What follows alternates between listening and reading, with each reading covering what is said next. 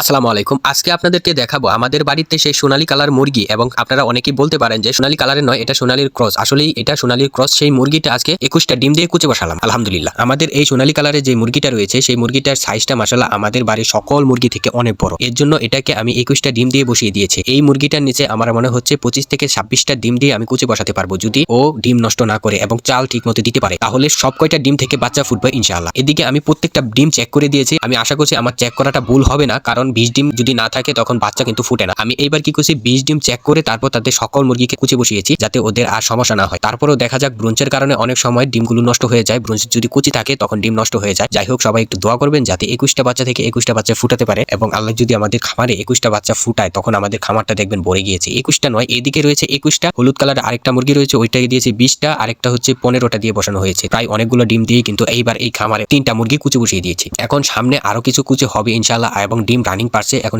সব গইটা মিলিয়ে কিন্তু আস্তে আস্তে একটা একটা কুচে বসাবো, আর একটা কুচা থেকে বের হবে। মুরগি কিন্তু বেশি দিন সময় লাগে না। মুরগি 21 দিনের পরে কিন্তু বাচ্চা ফুটানো শুরু করে দেয়। মুরগির সময় লাগে 21 দিন, আর কবুতরের সময় লাগে 18 দিন, হাঁসের সময় লাগে হয়তো 30 দিন, এরকমই। হাঁসেরটা আমার ঠিক জানা নেই। এখন এই সোনালী মুরগিটা হচ্ছে আমাদের যে কবুতরের খুপটা রয়েছে খামারের ভিতর, ওই কবুতরের খুপের ভিতরে গিয়ে ডিম পাড়া অভ্যাস। তারপরেও আমি কি করছি, আজকে এই ঘরের ভিতরে দিয়ে তারপর উপর দিয়ে একটি খাঁচা দিয়ে ফিট করে রাখছি যাতে ও বের হতে না পারে। 1 থেকে 2 দিন হওয়ার পরে আমি ওকে বের করবো এবং খাঁচাটা উঠিয়ে দেবো, এবং খাঁচার নিচে একটু চেয়ে দেখে অনেক খালি আছে জায়গা, ওই জায়গাতে আমি খাবার এবং পানি দিয়ে রাখবো যাতে করে ও বের হতে না পারে। ওখান থেকে খেয়ে আবার ওখানে যেন কুচা বসে পড়ে। এখন এই মুরগিটাকে নিয়ে একটু সমস্যায় আছে। সমস্যাটা হচ্ছে এই মুরগিটা অনেক ভয় পায়, মানে মানুষের আশেপাশে যেতে চায় না। আমি যদি 10 হাত দূরে ওর সামনে যাই বা ওর দিকে তাকাই, ও ভয় পেয়ে চলে যায়। সবচেয়ে ভীতু মুরগি এই মুরগিটা। এখন এই মুরগিটা হচ্ছে এই ঘরে যখন দিয়েছি তখন থেকে আমার ভয়। গতকালকে যখন বসাইছি তখন থেকে মানে চিল্লাতে চিল্লাতে তার জান শেষ হয়ে যাচ্ছে। যখন ও চিল্লানো শুরু করে প্রায় 10 মিনিট পর ও কমে, এর আগে কমে না। এখন আমি এই ঘরের ভিতর যখন আপনাদেরকে ভিডিও করতে দেখাতে যাচ্ছি, দেখেন কিভাবে ও চিল্লাচ্ছে। আর আমাদের বাড়িতে সকল মুরগি কিন্তু শান্ত।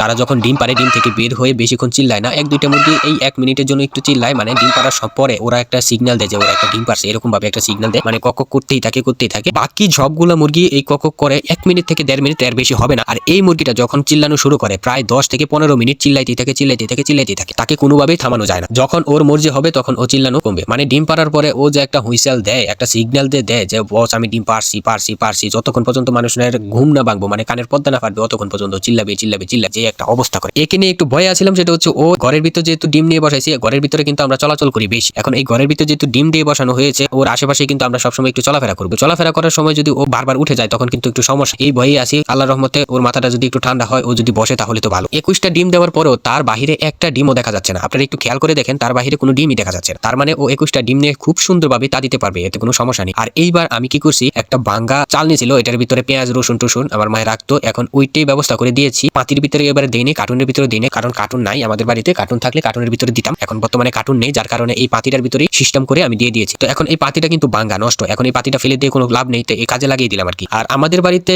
ডিমের সংখ্যা তো প্রায় অনেকগুলোই হয়েছে মাশাআল্লাহ। এখন ডিম পাড়ার মুরগি কিন্তু অনেক, প্রত্যেকটা মুরগি কিন্তু ডিম পারে প্রায় একটু মাশাআল্লাহ বড় সাইজে, লম্বা সাইজে। আর সবচেয়ে ছোট ডিম পারে এটা। একটা আজব বিষয় দেখেন, সবচেয়ে বড় মুরগি কিন্তু এটা, সবচেয়ে ছোট ডিম পারে কিন্তু এটা। একটা ভাই কিন্তু আমাকে কমেন্ট করছিল যে ভাই এটা দেশি মুরগি না সোনালী মুরগি। তারপর আমি ডিমের আকার আকৃতি দেখে বুঝতে পারলাম যে না, এটা সোনালী মুরগি না হলেও এটা সোনালী মুরগির ক্রস। সেটা হচ্ছে কালো যে মুরগিটা দেখাইছিলাম যে কুচে বসানো হয়েছে, ওই মুরগির একই বেচের এই মুরগিটা, মানে দেশের ঘর থেকে বের হয়েছে। 3টা আমি একটা গৃহস্থের কাছ থেকে কিনছিলাম, একই বেচে। উনার বাড়ির আশেপাশে যদি সোনালী মুরগ থাকে তখন ওইটা থেকে ক্রস হতে পারে স্বাভাবিক। ক্রসের কারণেই কিন্তু এই যে এই মুরগিটা বের হয়েছে। ওই ভাইটা যখন আমাকে কমেন্ট করে বলছিল যে ভাই এটা সোনালী মুরগি, তখন আমি একটু খেয়াল করলাম আসলেই সোনালী মুরগি হতে পারে। আমার কালারটা দেখে যেহেতু একটু সন্দেহ হয়েছে এবং তাদের পাটা দেখেও একটু সন্দেহ হয়েছে। তারপর ও যখন ডিম পারছে তখন আমি একদম পুরো কনফার্ম হয়ে গিয়েছি যে এটা সোনালী মুরগির ক্রস। কিভাবে বুঝলাম, আমি অনেকদিন আগে আমি ফাউমি মুরগি পালতাম। যখন ফাউমি মুরগি পালতাম তখন ফাউমি মুরগির কিন্তু এক সাইজের ডিম, দেশি মুরগির কিন্তু আরেক সাইজের ডিম। ফাউমি মুরগি এবং সোনালী মুরগি এসবের ডিম কিন্তু একটু অন্যরকম হয়, আর দেশি মুরগির ডিম কিন্তু অন্যরকম হয়। ফাউমি মুরগির ডিম ধরেন একটু গোল আকৃতির হয়, লম্বা কম হয়। আর এই যে সোনালী ক্রস মুরগিটা রয়েছে, এই মুরগিটা ডিম গোল হয়, ছোট ছোট হয়, গোল হয়। আর এইবার প্রথম এই মুরগিটা ডিম পালো, প্রথম অবস্থায় এই ডিম 2-4টা মানে ফেটে গিয়েছে, আর কাঠের উপর তো ডিম পারছে, একটু উপর থেকে পড়ছে,